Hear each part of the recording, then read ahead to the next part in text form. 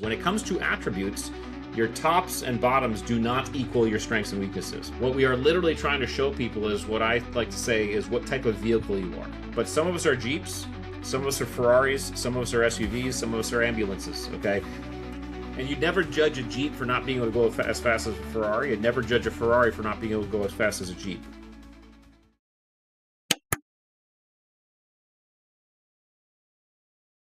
Hey everybody, I'm Zale Mednick, and welcome to another episode of Preconceived. When we think about elite performers, we tend to tell ourselves a simple story. The best athletes are the most talented. The most successful leaders are the smartest. And when it comes to Navy SEALs, one of the most mythologized groups in the world, the assumption is that they're simply tougher, braver, and more physically capable than everyone else. But that explanation might be too simple. Because in many high-performance environments, success isn't determined by skills alone. Plenty of people can learn the technical side of a job. Skills can be taught. What's much harder to teach are the deeper traits that shape how someone responds when things get difficult. Our guest today, Rich Diviney, spent more than 2 decades as a Navy SEAL officer studying exactly that. In his work, he draws a distinction between skills, which can be trained, and what he calls attributes, qualities like resilience, adaptability, humility, and situational awareness that determine how people behave under stress. This is Preconceived, and today we're exploring what really separates elite performers from everyone else. Rich, welcome to the podcast. Thank you so much for joining me. Well, thank you, Zale. It's good to be here. Long time coming for you and I to finally connect. So a long time, yeah. We've gone back and forth. We each canceled once, but we both wanted to have this conversation, so we're here today on Preconceived. Rich, I think when people hear the word Navy SEAL, it's this very mythologized term, which is a word I used in the introduction there. I think people think of superhumans, so to speak, and I think there are many superhuman elements related to Navy SEALs, but I want to unpack what a Navy SEAL really is before we kind of get to what makes a great Navy SEAL. First of all, what's your experience as a Navy SEAL? How did you become a Navy SEAL? Well, yeah, I think it's funny and of course interesting how you say mythologized, and I actually wouldn't disagree with you. What is interesting and slightly hilarious is that when I joined the SEAL teams back in the mid 90s, this is 1996, no one knew what Navy SEALs were. I mean, there were a couple books out there and a few movies here and there, but it really was interesting for us, those of us who joined prior to, say, early 2000s, when the first hints of Navy SEAL stuff started to hit the news. But it was interesting for us to kind of feel and see this kind of meteoric rise in not only popularity but even knowledge of the unit. So ultimately, growing up, I grew up wanting to be a Navy pilot. I was always flying is something I've always loved. I've been fascinated by it, and grew up wanting to be in the Navy and be a pilot. It was only in the early 90s I was reading this Newsweek article about it was kind of outlining a bunch of different special operations units, and the Navy SEALs was one of them, as were the Marine Force Recon, Green Berets, Army Rangers, things like that. And I just took note that these SEALs seemed to be able to do everything. They were underwater, they were in snow, they were in desert, they were jumping out of airplanes, they were just kind of sea, air, land, and that intrigued me enough so that when I was in Navy ROTC, which I did at Purdue University, I kind of said to myself, well, I don't want to be a pilot and always wonder if I could have been a SEAL. So I chose to apply, and it was very competitive even back then. So I was lucky to get a slot, lucky to get to training. And of course, training itself is about a 90% attrition rate, but I made it through in 96, and then subsequently spent a career. I went about 21 years. I retired in 2017. Just to give a sense to the listeners, over the course of your career as a Navy SEAL, what were some of the missions or types of things that you would get up to? Because it does sound like it's kind of like they do everything. Yeah. So I'm curious what the MO of the Navy SEAL team is, or what the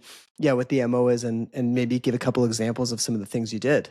Well, the MO is sea, air, land. I mean, Navy SEAL stands for sea, air, land, which really implies that we are able to competently operate in any of those environments. Obviously, they were born from the Navy Frogmen, the Navy Underwater Demolition Team. So the if you were to kind of pick a home base for the Navy SEALs, it's underwater. So water, it's the ocean. We come from the water. It's the Navy type thing, waterborne maritime special operations, which really intrigued me because I was always, growing up on the coast of Connecticut, I was always a fish. I just loved being underwater. In terms of missions, I could never obviously talk about specific missions, but I will say I did hundreds of missions. And what was interesting is, so for example, the very first command I served at in the SEAL teams was called an SDV command, SEAL Delivery Vehicle, which are basically the mini submarines that we drive around. And so that is almost exclusively diving. It's almost exclusively underwater stuff. And I loved that piece. So I was doing a ton of underwater stuff.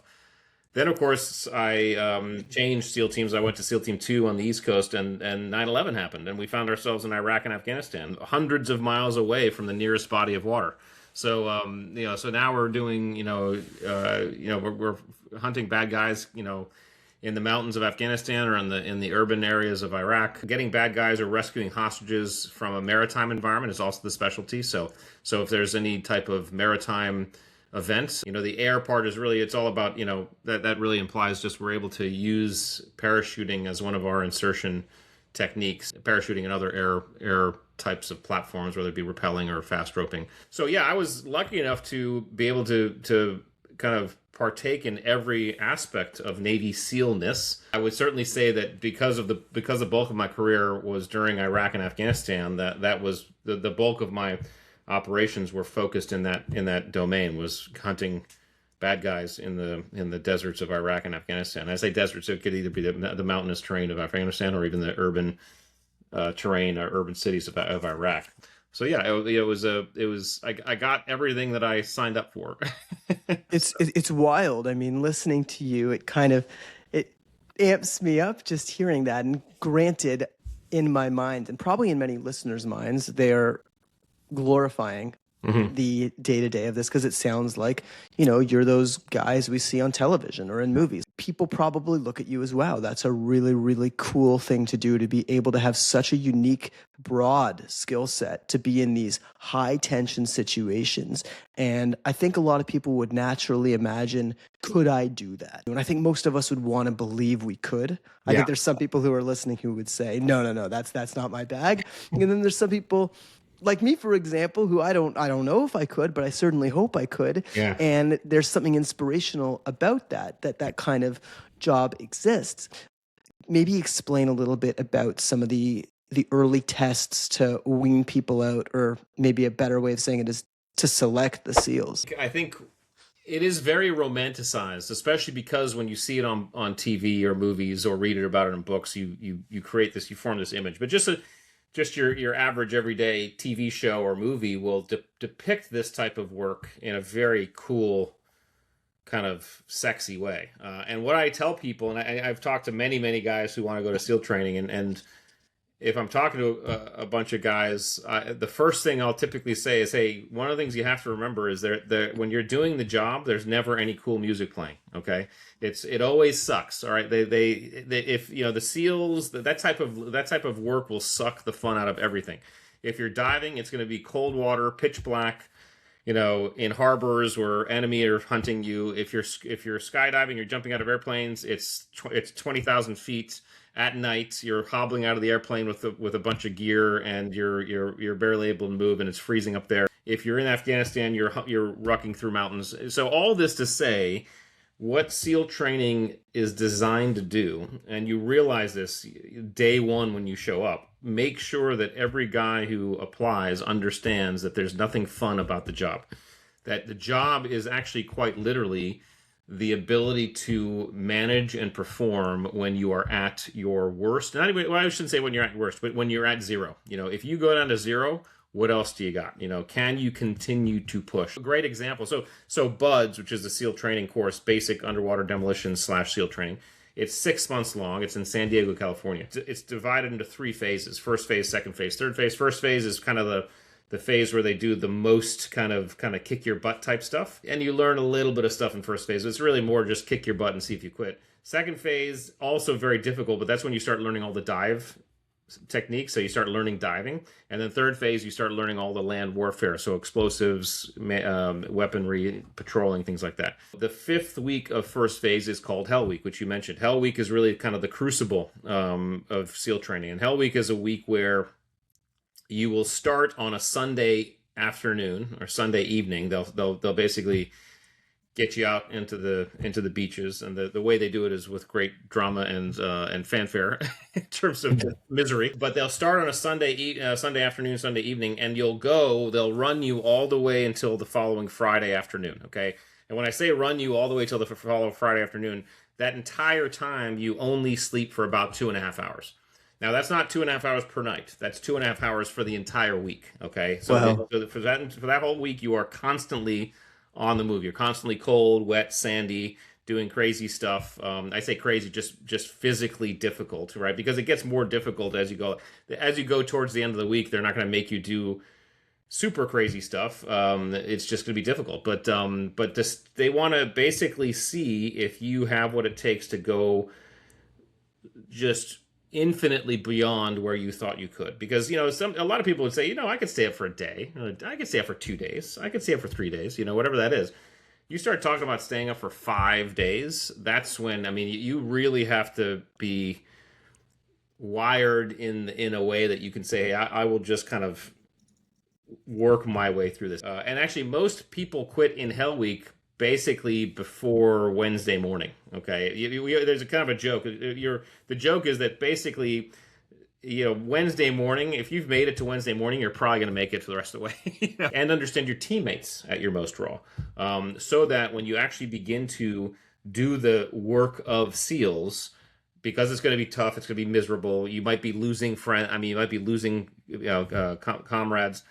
You can't give up. You have to keep going, and that's what SEAL training is designed to fed out, I guess. I think most people can't fathom that. Even as you're saying, Yeah. some of the lesser stuff, I'm sure that lesser stuff is quite intense.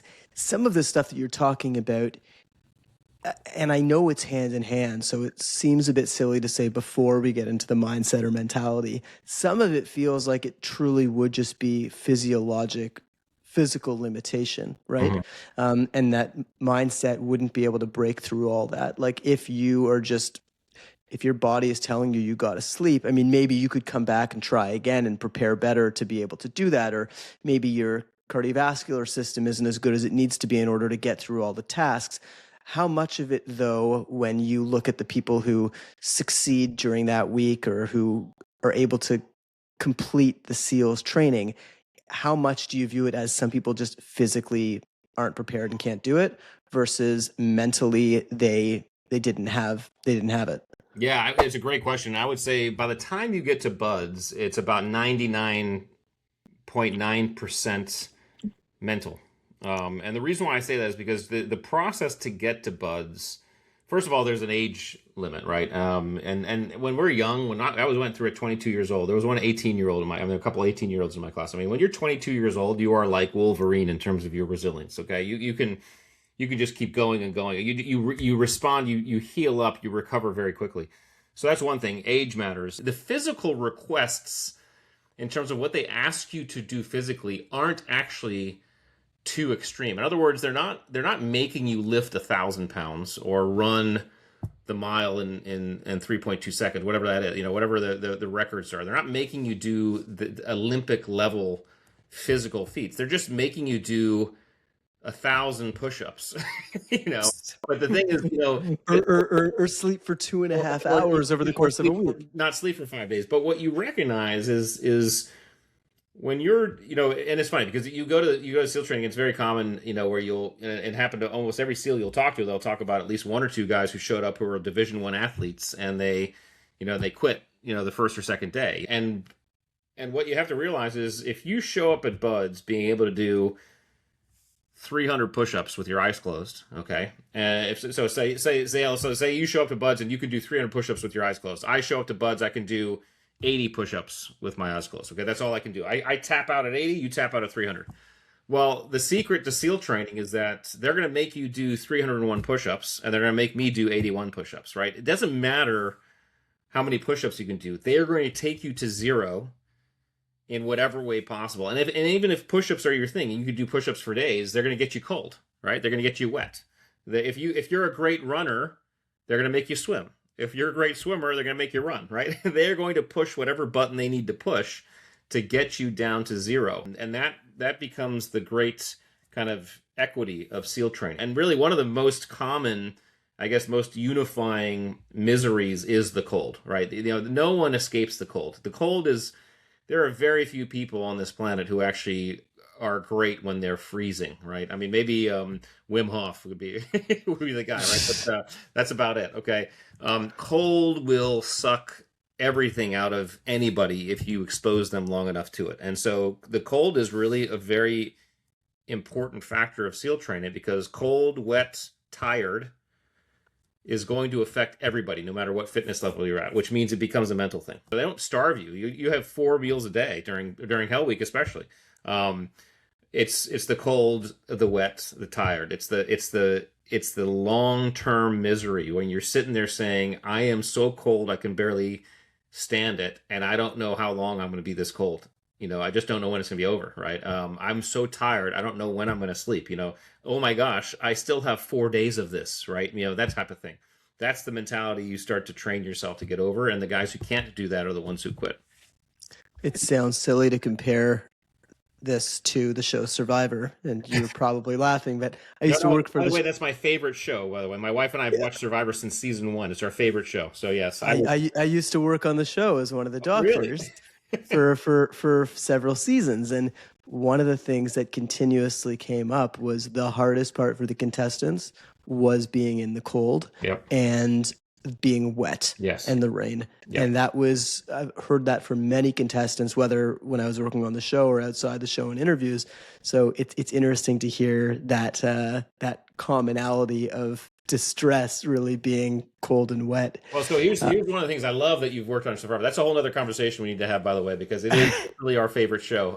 I run a Survivor podcast. So we can talk a bunch about that. So this last season, by the way, was epic. This the 50. It was wild. It was a little too much luck for certain parts of it, but overall, I had a blast.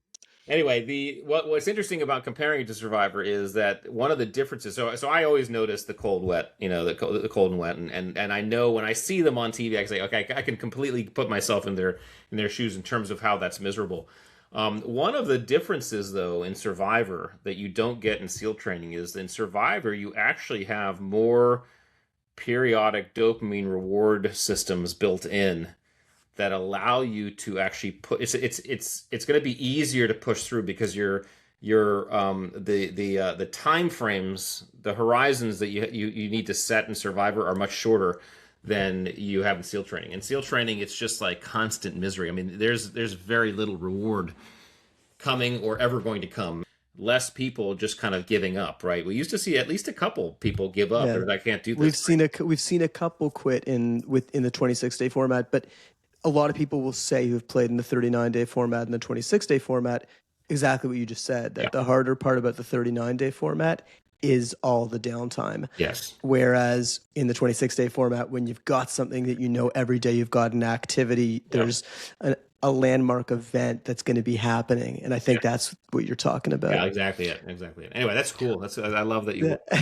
Well, now I'll check out. I didn't know you had a podcast about it. I'm going to start checking it out because it is. I love it. It's a whole different side of me. I'm a little more unhinged on that one. And by the way, I would never play the game. I have no interest in being a contestant because I've already gone through. I've been there, done that. What I would love to do is build those challenges and do the challenges, but I have no interest in sitting on the beach cold and wet. So I think they had a Navy SEAL, or they had a Navy pilot, Hunter. Well, no, the very first season 4, Rudy Bosch. Rudy Bosch. And I knew Rudy. I mean, I didn't know Rudy while he was in the SEALs. He'd already retired, but I talked to Rudy several times after I became a SEAL because he was a legend. Rudy was a legend in the SEAL teams, and so he was really he was.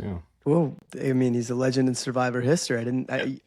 You assume that I didn't. Anyway, that's cool. That's cool to hear. I'm curious for the people who don't make it through. Yeah. I'm sure you've talked to many of them.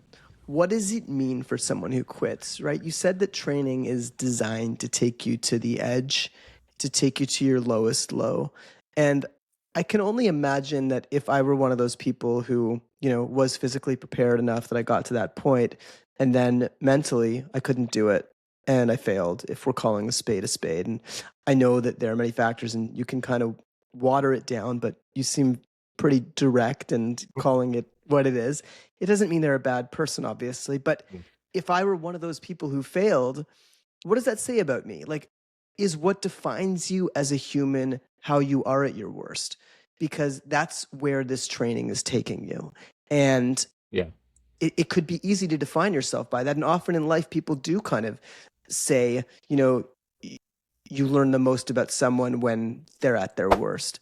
First, I'll say that that's a very, very subjective question, and that it's really important. There are some guys who just don't get over it. And listen, I don't mean to get dark here, but they actually implemented a suicide watch.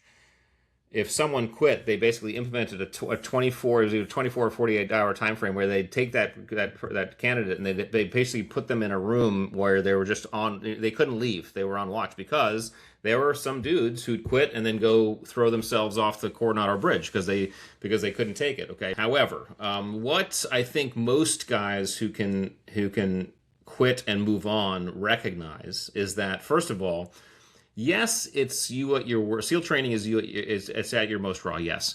But it's also you at your most raw in a very specific context, okay? And so I think one of the reasons why people quit, and I'm just saying one of them, right, is that if you read a bunch of books and you see a bunch of movies, you have this vision of what Navy SEALs are and how cool it is and how, man, this is like, man, it must be so awesome, like diving underwater and doing all that, right?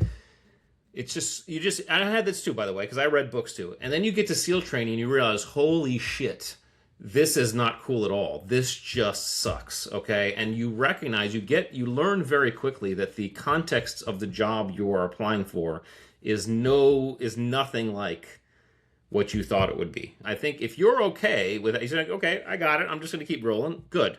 But you might make a decision, this is not what I signed up for. And very honestly, make a decision, this is not for me, and quit. And I think there's a lot of guys who do that. It's interesting, all the guys who make it through, we don't look down upon the guys who quit one bit, right? Because for us, it's like, hey, listen, if you decide this is not something for you, good, please do that. Because we don't want to have someone who just gets drug along. This is one of the reasons why people say, hey, people kind of sometimes wrongly assume that it's a responsibility of each of the students to kind of bring people along in buds. In buds, there might be one or two words of encouragement if someone wants to quit, but no one's going to be like, come on, man, just come with me, I'll carry you, right? No one's going to do that, right? Because the whole philosophy is, if you cannot do your part throughout this, we can't have you on this team, okay? So it is absolutely, though, not a reflection of the person as a human. I've had very dear friends of mine who quit. I've had people in my family who've quit. And I've told them the same thing, is that this is not a reflection on you. This job is not for everybody. This job is for a very specific profile of person, okay? This is why the selection is what it is. This is why the attrition is what it is. And so don't judge the entirety of your life on this one context, because the fact is, there are probably many other contexts where you're going to be really in rough terrain, and you will push through successfully. Let me tell you a quick story, okay? Because I went to college. I went to a couple colleges. I went to a college down in Florida for my first year, and then I transferred up to Purdue and did 4 years at Purdue. That's where I did ROTC. But at that first college in Florida, I pledged a fraternity, okay? And I pledged this fraternity, and it was fine. I was underage. I wanted to figure out, see what it was like. I wanted to, be able to, drink beer and things like that. And so during the pledge process, we get to the ending of the process, and they do what's called the initiation, the pledge initiation, which was a weekend, okay? And you show up at the house on a Friday, and you go until basically Sunday, and they basically just screw with you for the whole weekend, right? You're doing stuff all night. You're making you, like, I remember them, they hung like onions around our necks, and they called it our onion apple or whatever, and we had to take bites of it and things like that. It's silly stuff. Doing yard work, things like that. Fraternity stuff, okay? Yeah. And I remember it was probably Saturday early evening, we'd been at this, and we were out in the yard doing work, and I'm looking around, and I'm just like, you know what? This is not worth it. I'm out of here. And I start walking around. I start basically quit. I start walking out to quit, right? And you have a sponsor, right? So you have a big brother sponsor. And my big brother sees me. He's like, "What's going on?" I was like, I'm done. This is not what." So he's like, "Okay, stop." So he takes me up to his room. He's like, "Hey, listen, there's just a thing. He has to talk with you. I think you should try it." So he talks me into going back there and getting back into it, which I do. And then I, of course, make it through, and I become a brother of the fraternity, right? Anyway, that fact that I almost quit fraternity initiation haunted me because I remember saying, wait a second, I'm planning to go to Navy SEAL training, and I almost quit a fraternity initiation weekend, okay?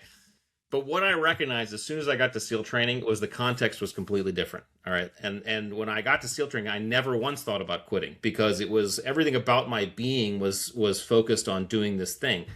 So all this to say, you can quit one thing and you can be a rock star in another thing. And I think it's absolutely not a reflection on anybody who quits because it's just like, hey, in that context, in this role, this is not for you. Okay, no big deal. Failure is hard to grapple with in anything. And I guess, especially when it's framed in popular culture as the Navy SEALs are the best of the best, and then you fail, then that kind of implies that you're not the best and you couldn't hack it. And I'm not surprised.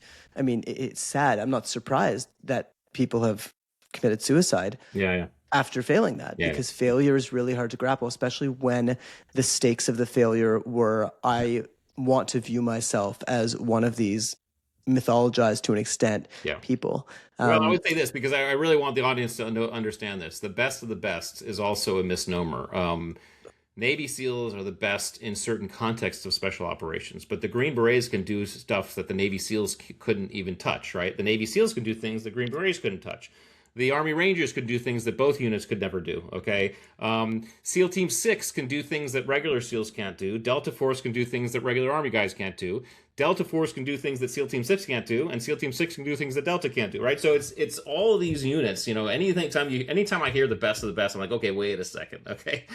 In what context? We are, at the end of the day, we're all a big team. We all have roles and things that we specialize in, and there's always healthy competition. But I think part of the ability to stay healthy and humble in a profession like this is to maintain this level of humility, saying, hey, listen, I am going to be the best I can be for my team and for my country and for what I need to do. And I'm going to understand that there's always someone better than me, right? Which means I'm always going to continue working. But the best of the best is people have to roll with have a context of that too. So conversely, Rich, what are some of the defining features of the people who do make it and become Navy SEALs? Because there's a lot of research that's been done on that. You obviously know a lot of people who were your brothers, I don't know what you call them, as Navy SEAls. What is the defining feature? And as I say that, I know that there's not one. It's not black and white. There's many features, but you have spoken about how there's a distinction between skills and attributes. Why don't you maybe unpack that a bit for the listeners?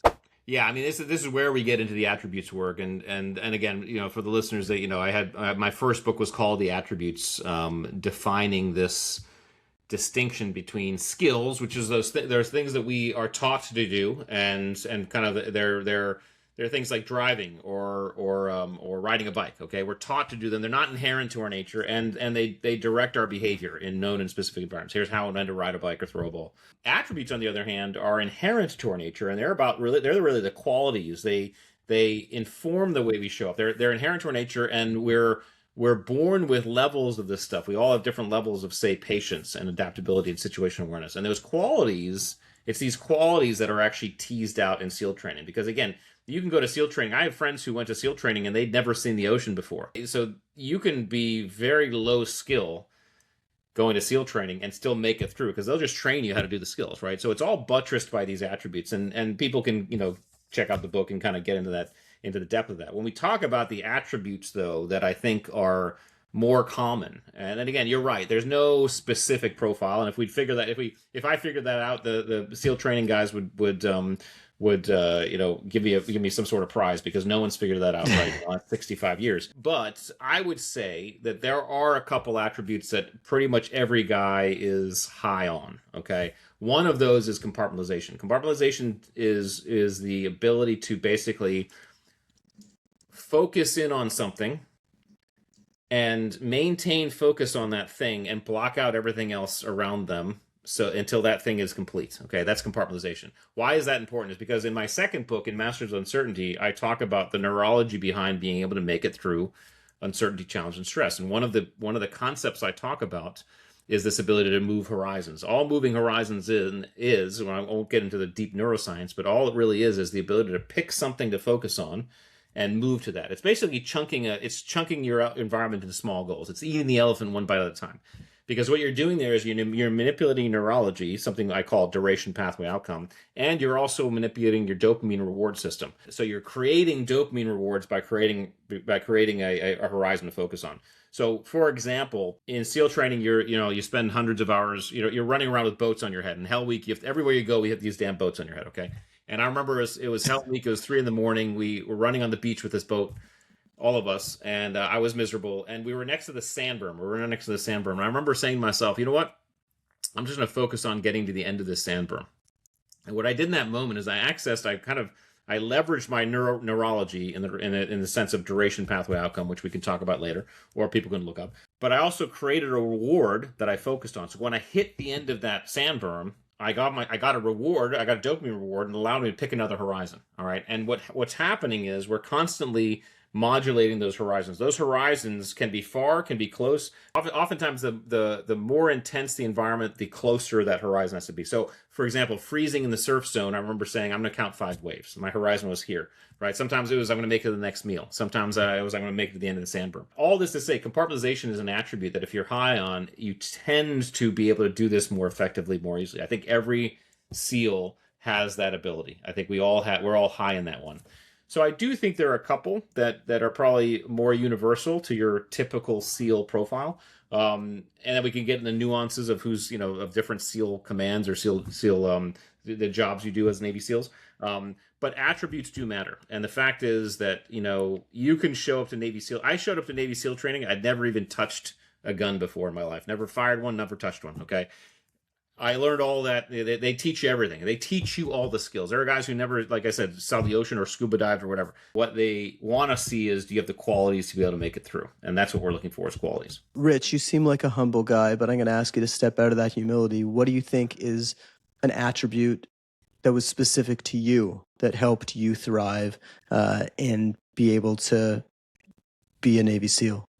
Yeah, it's a good question, and I think without even being arrogant about it, I think first of all, I have always been able to compartmentalize very easily, right? So when things start to happen, I can very easily pick something to focus on and move to that. So that was one. I'm fairly high on adaptability, which means when the environment's changing around me, I don't like it too much. I'm probably in the middle of the road, but it doesn't affect me too much. I'm pretty high on resilience, which means I can recover pretty quickly if something happens that's bad or takes me down a notch. I can recover fairly quickly. I don't dwell. In other words, I can put it away and move on. So I certainly think those 3 are ones that I leaned upon, and not only in SEAL training but throughout my career. And I could probably pick a couple more, but yeah, and I think that might be common for a lot of guys. But certainly those 3 are ones that I brought to the table as a SEAL, and actually we bring our attributes to our next endeavors as well. So as an author and as an entrepreneur,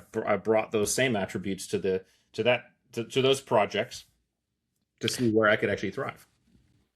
In terms of compartmentalization, I just want to make sure I understand it fully, because initially when you said compartmentalization, the way I thought about it or contextualized it in my mind was that, if something bad happens, you're able to kind of push that aside and say, I'm going to focus at the task at hand. But as you were explaining compartmentalization and relating it to horizons and rewards, it sounded like taking a big task and breaking it down into smaller goals. Are both of those what you refer to? Yeah, it's really the latter. It's more the latter than the former, and it's because it's not necessarily when something bad happens. It's as something bad is happening, right? I mean, as the environment is completely chaotic, I am able to, those who are good at compartmentalizing and SEALs holistically are able to say, okay, what is the one thing I need to focus on right now? Because I'm going to block out everything else, right? And focus on that to make sure you get the job done. Now, the other thing that that SEALs are also higher on is situational awareness, because what happens is as you're focusing on that one thing, you are maintaining a level of awareness, because if the priority changes, you're going to shift your focus points. You're going to shift to something else. This is what combat's all about. In the most chaotic combat environments, everything's going nuts. You're focused on, okay, this is what we're going to focus on, but a priority might change, which means you're going to have to shift your focus. Okay, it becomes a very dynamic swap between these attributes. But I think, yeah, the latter way you explained it is the more accurate way. This is an impossible question, but I'm curious your thoughts on it. How much do you how much do you believe people can change when it comes to some of those things that are inherent to our nature, Yeah. right? Because skills, as you've explained, we can all learn, right? There's people who've never scuba dived before and they learn how to scuba dive. People who've never been in the ocean, people who've never done a lot of the skills that you need to do in order to become a Navy SEAL. But when you're talking about the attributes, some of those things, I think we like to think that we can change, because it's a depressing notion to think, I can't be more brave. Right. I can't be more situationally aware. I can't be better at just kind of existing in a challenging situation. Yeah, that's a great one. Attributes are changeable. You actually can change them. It just takes a lot of work to change them. So that's one thing, is yes, we can, if we want to be more, if we want to bring up our courage or bring up our situational awareness or bring up our patience, we can actually put the work in to do that. However, let me give you the real truth on this. And this is really the power of the attributes context and content. When people take our assessment, which I'll send you a link so you can get in the show notes so people can try it out, but you will get your attribute stack 1 through 36. Okay, what that tells you is how you prioritize your attributes in life. Okay, in other words, at your most raw, this is what shows up. So you're going to be high in certain ones, you're going to be low in other ones. Now, people's immediate thought when they see this is, oh, high good, low bad. When it comes to attributes, your tops and bottoms do not equal your strengths and weaknesses. All right. In other words, your success as a human being is as much because of your bottom 5 as your top 5. So in other words, your top 5 and bottom 5 both come with advantages. And your top 5 and bottom 5 both come with blind spots. So in other words, if you're high decisive, low patience, okay, there are some advantages to being high decisive, low patience. You're someone who's going to make quick decisions and not bang your head against the wall. You're going to move quickly. What are some blind spots of that? You may make decisions too quickly without enough data because you're moving too fast. Okay, so what people have to understand is when they think about their attributes profile, I don't want people to think about it as, oh, this is something I have to change, or I have to do this or tweak that.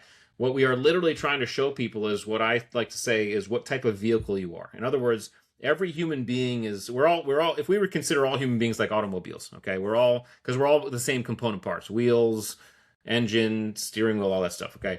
But some of us are Jeeps, some of us are Ferraris, some of us are SUVs, some of us are ambulances, okay? And you'd never judge a Jeep for not being able to go as fast as a Ferrari. You'd never judge a Ferrari for not being able to go as fast as a Jeep. What we want to show you in your attributes profile is what type of vehicle you are. And if you show up as a Jeep, what you don't want to do is say, oh, you know what? I want to change all my bottom ones because I want to be more of a Ferrari. Well, guess what? That's not going to happen. In fact, what's going to happen is you're going to never approach Ferrari-ness, and you're going to destroy all your Jeepness. Okay? You'll put the wrong tires and the wrong engine in your Jeep, and you won't go as fast as a Ferrari, and you won't be able to go off-road anymore, right? So it's not about fixing yourself. It's really about recognizing what type of vehicle you are so you can maximize your performance. This is what high-performing teams do, and this is what SEALs do, is we recognize in each other which type of vehicles we are so that in the context of chaos and in the moment, the right vehicle steps up in the moment, okay? If an ambulance is needed, the ambulance steps up. If a Ferrari needed, a Ferrari steps up. If a Jeep is needed, a Jeep steps up.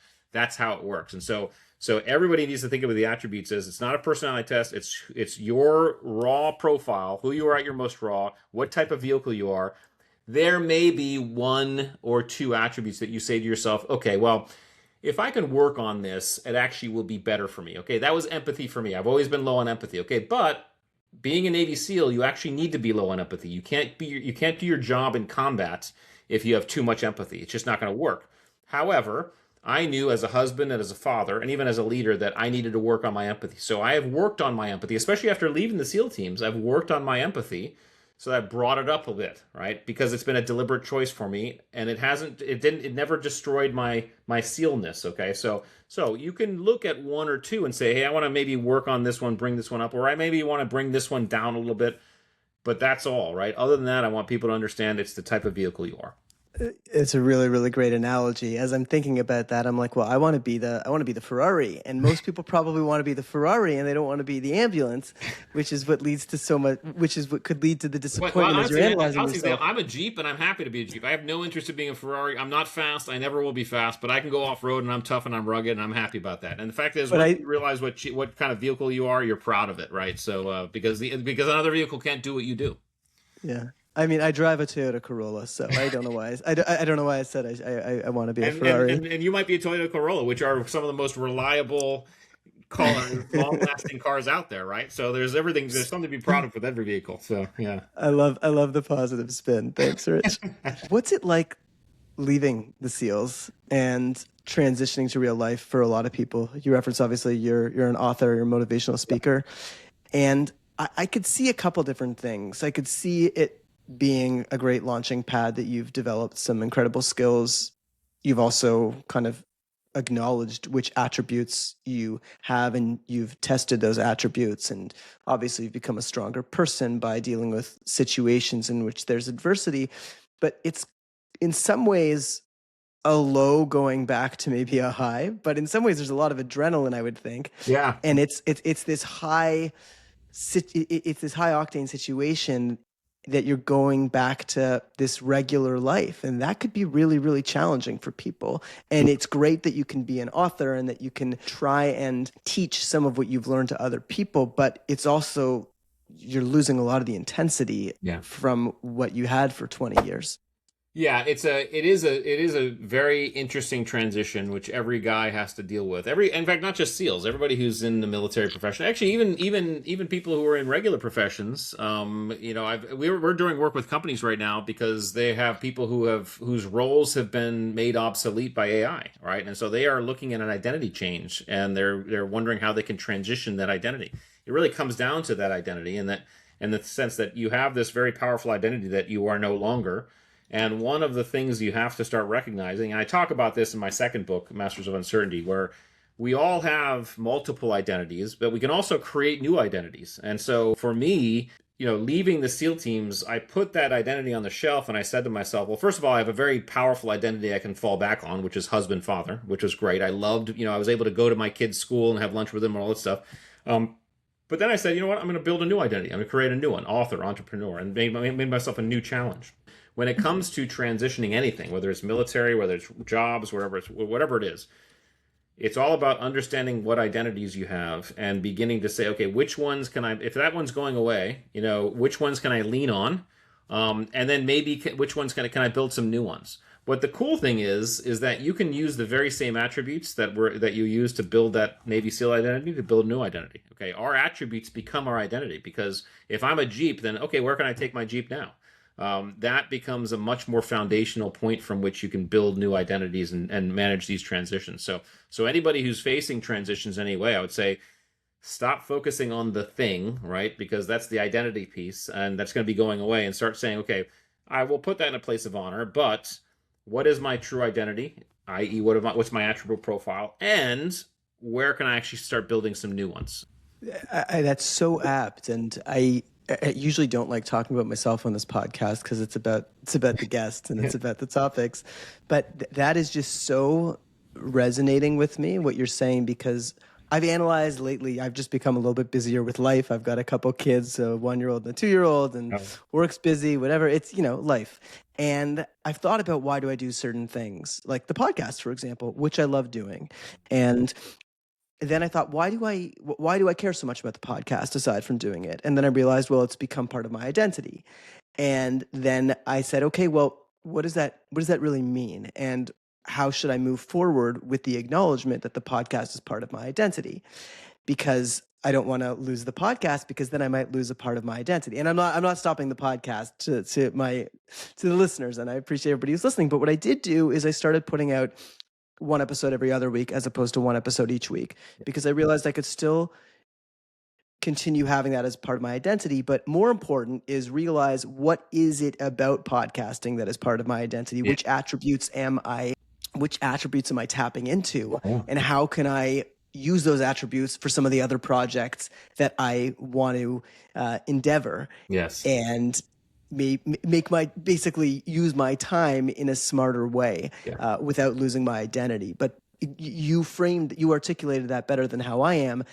It's the notion that part of your identity is understanding which attributes are at the core of some of the projects you're doing and how you can diversify that. Yeah, 100%. You put it, very well. That's a great example too. So one of the things I'm getting from one of the lessons that I'm deriving from what you're saying is it's really important to know yourself. And when we were talking earlier about the people who don't make it, so to speak, and that's obviously framed in a negative way, it's, don't look at it as you didn't make it as a failure. Look at it as, that just isn't you. That wasn't right to be you. What are some of the attributes for the general listener here, who I imagine is not a Navy SEAL? What are a couple of the things that matter most to the general civilian that you have learned from being a Navy SEAL, whether it is a particular attribute that you think is actually most transferable or relevant in the way we live our daily lives? Yeah, I think what I've discovered is that most human beings, for the most part, are really interested in how they show up and how they perform in most contexts, but especially during uncertainty, challenge, stress, because part of being able to even evolve, learn, grow is really the ability to step outside one's comfort zone, and understand our own performance. And so I found there's been a real desire for people and excitement for people to really figure that out and be proud of it, right? Now, not just say, oh, I got so much to work on, be proud of it. This is why, someone can, again, they can be the best accountant on the planet. They could never be a Navy SEAL. Well, guess what? I could never be an accountant. Okay. So everybody can start taking pride in the contribution that they make in their lives and in society, in the way they make it. And I think that's what I found has been fairly universal in terms of, people wanting to understand that. I think the reason why the SEALs and the military can be such a draw, or people kind of look at those units as put them on pedestals, is because the environment itself causes you to learn that on your own. I mean, you're forced into learning that. I mean, you throw yourself into this crucible, so you just know it, right? So we're given a gift. I mean, obviously we volunteer for it, but we're given a gift of understanding ourselves at our most raw levels right off the bat, and that's a gift that many people have not given themselves. And I like the way you said step out of your comfort zone, because that's something that it's very hard to do, but it's not hard to frame as a goal, because you can kind of wake up every day and say, I'm going to try something new, and it's a tangible, feasible thing to do. It's hard to do, but that's one way that you can change your character to an extent and be more introspective and learn about yourselves. Yeah. Rich Diviney, thank you so much for joining me. I mean, it is just so cool. Even though you're trying to demythologize Navy SEALs, it's really cool chatting with you. I mean, you've done some really, really incredible stuff, which you obviously know. And like I said, you're humble, so you're not gonna sit here and brag about it. But it's pretty wild what it takes to be a Navy SEAL, and some of those attributes that you're referring to see them at a level that allow you to do the stuff you did and to endure some of those stresses like Hell Week, and I mean the missions that you're not even allowed to talk about. It's wild, and it's really a privilege and a pleasure to have you join me on the podcast, and I'm so grateful that you joined me, and not just to give us a peek into what it's like to be a Navy SEAL, but I think equally and probably more important for the general listener to understand how they can change, be better, learn about themselves. Rich, do you have anywhere you want to direct people to learn more about you? No, well, listen, definitely you can find stuff at our website, theattributes.com, www.theattributes.com, and there you can find links to the book. You can also find our assessment and what we do and stuff. So check us out there, and I appreciate the conversation. It's been a cool one, so thank you. Well, for Rich Diviney, I'm Zale Mednick. Thank you, everybody, for listening to another episode of Preconceived. Have a great day. I love that you're a survivor fan. Well, how many seasons? I can't believe you know Ruby Rush. Oh, yeah. I didn't know